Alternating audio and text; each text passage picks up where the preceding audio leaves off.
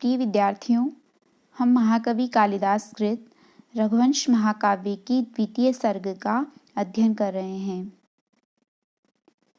प्रस्तुत पद्य में महाराज दिलीप की भगवान शिव के प्रति दृढ़ आस्था, गुरु वशिष्ठ के प्रति अनुपम श्रद्धा तथा गोभक्ति का प्रतिपादन करते हुए कवि कुलगुरु कालिदास कहते हैं, मान्य समी स्थावर जंगमानां सर्ग स्थिति प्रत्यवहार हेतु गुरोरपीदं धनमाहिताग्निर्नश्यत् पुरस्तादनुपेक्षणीयम्।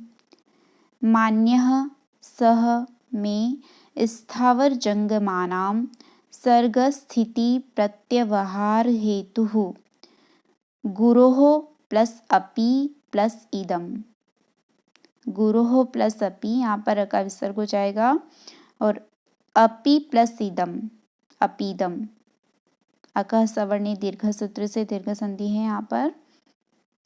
धनम महलत हो जाएगा, निकलेगा आहिताग्नेः।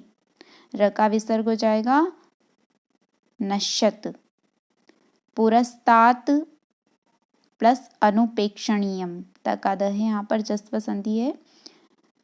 अन्वय है स्थावर जंगमानां सर्ग स्थिति प्रत्यवहार हेतुः सह मे मान्यः आहिताग्नेः गुरोः पुरस्तात् नश्यत् इदं धनम अपि अनुपेक्षणीयम।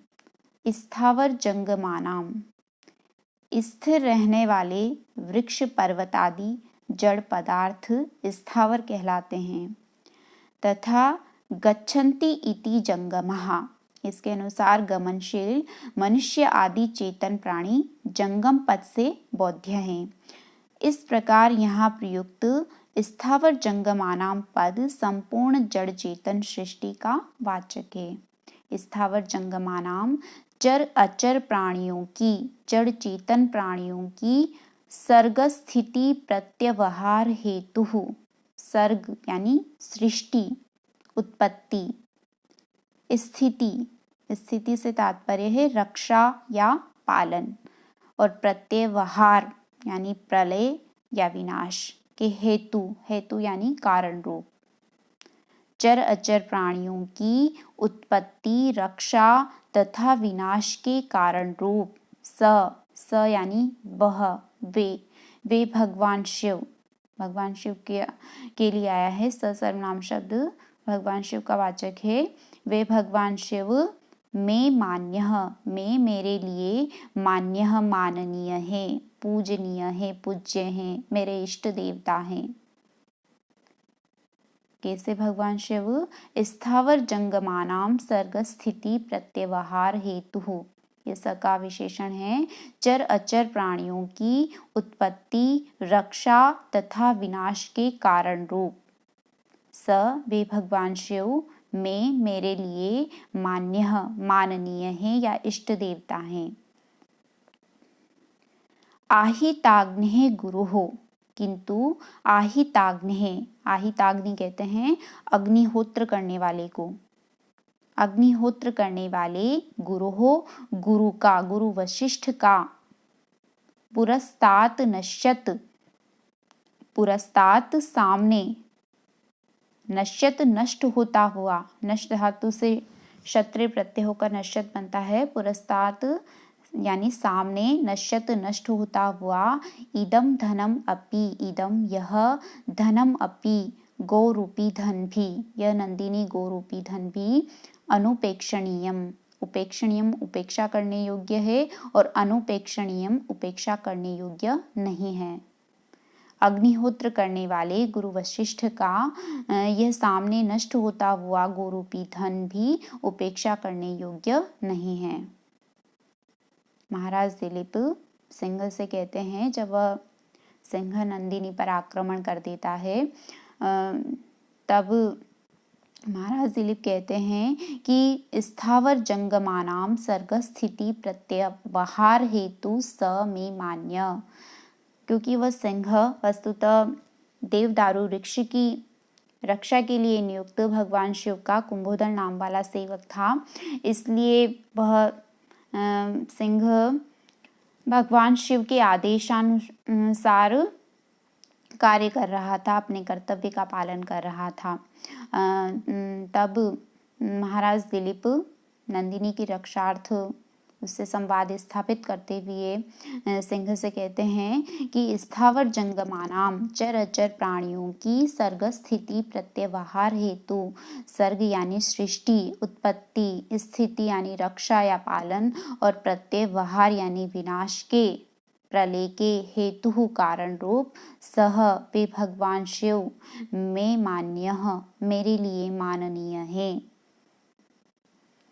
पौराणिक मान्यता के अनुसार ब्रह्मा, विष्णु और महेश क्रमशः सर्ग, स्थिति तथा प्रत्यवहार के हेतु माने गए हैं, परंतु कवि कुलगुरु कालिदास ने यहाँ शिव में ही तीनों शक्तियों का समावेश कर दिया है।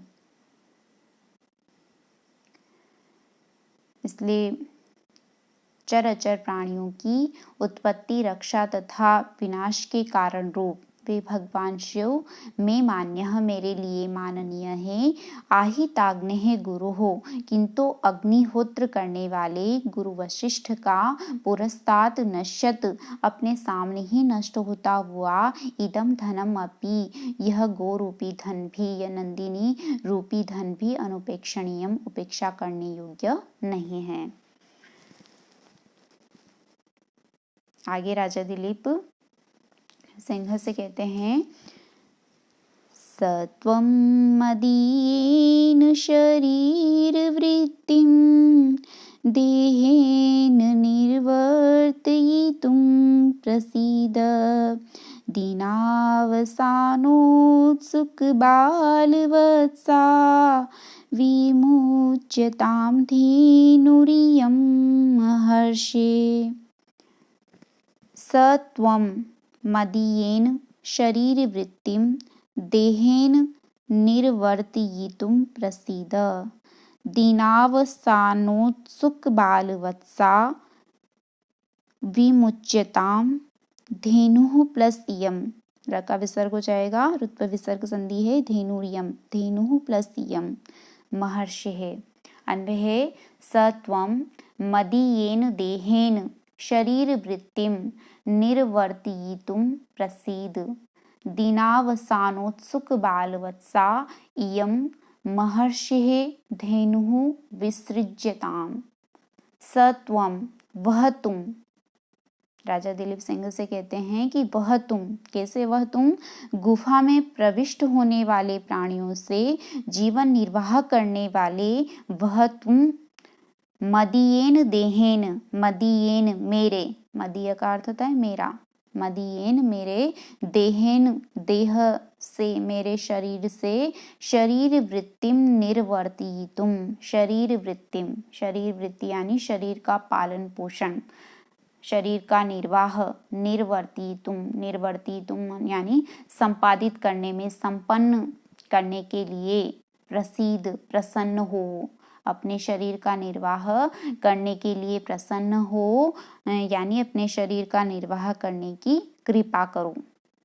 सत्वम वह तुम, गुफा में प्रविष्ट होने वाले प्राणियों से जीवन निर्वाह करने वाले वह तुम, मदीयेन देहेन मेरे शरीर से, शरीर वृत्तिम निर्वर्तितुम अपने शरीर का निर्वाह करने की प्रसीद कृपा करो।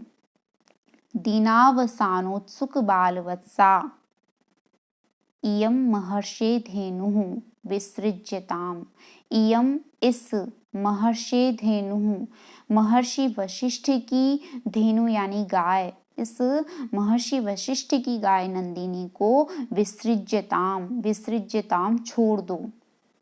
कैसे महर्षि वशिष्ठ की गाय नंदिनी को, उसका विशेषण आया है दीनावसानोत्सुक बालवत्सा। दीनावसान, दिन का अवसान, दिन का अंत होता है संध्या समय, संध्या समय उत्सुक बालवत्सा, उत्सुक हुए, उत्कंठित हुए, बालवत्सा, बाल यानी बालक, छोटा, छोटे से वत्स यानी बछड़े वाली, संध्या समय उत्सुक हुए अपनी माँ से मिलने के लिए, उत्कंठित हुए, व्याकुल हुए, छोटे से बछड़े वाली इयं महर्षे धेनुः, इस महर्षि वशिष्ठ की गाय नंदिनी को विसृज्यताम, छोड़ दो। सिंह की बुभुक्षा निवृत्ति हेतु, अर्थात उसकी भूख शांत करने हेतु नंदिनी गाय के स्थान पर अपने शरीर का समर्पण राजा दिलीप की कर्तव्य निष्ठा की उत्कृष्टता का द्योतक है। दीनावसानोत्सुक बालवत्सा पद का प्रयोग नंदिनी की रक्षार्थ सिंह की सहानुभूति प्राप्त करने हेतु, उस सिंह के अंदर करुणा भाव जागृत करने हेतु विशेष अभिप्राय से यहाँ किया गया है। अतः प्रस्तुत पद्य में परिकर अलंकार का सौंदर्य दर्शनीय है। और आज की कक्षा में अध्ययन किए गए दोनों पद्य उपजाति छंद में निर्मित थे। उपजाति इंद्रवज्रा और उपेंद्रवज्रा का मिश्रण होता है। इसका लक्षण है अनंत रोदिरित लक्ष्म भाजौ पादौ यदीया उपजाति यस्ता इत्थम किलान्या स्वपि मिश्रितासु वदन्ति जातिश वेदमेव नाम। इति शुभम।